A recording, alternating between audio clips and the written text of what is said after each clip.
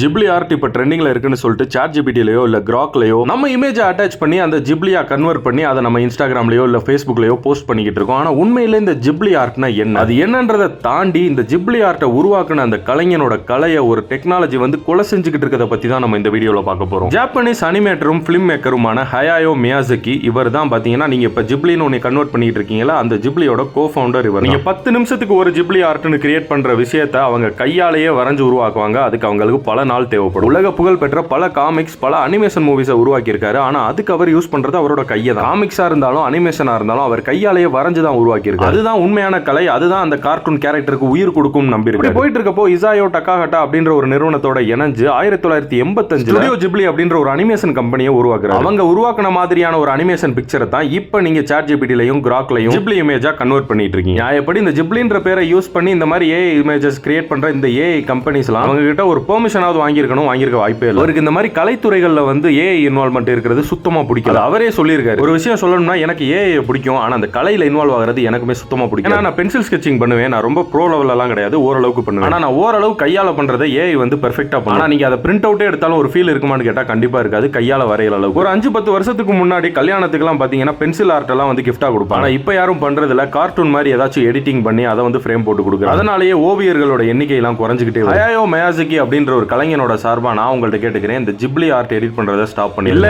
எவன் கையில வரைஞ்சானா காலில் வரைஞ்சானா, எங்களுக்கு கலையை பத்தி எல்லாம் முக்கியம் இல்லை, எங்களுக்கு பிக்சர் தேவை அப்படின்னு நினைச்சீங்கன்னா நீங்க பண்ணிக்கோங்க.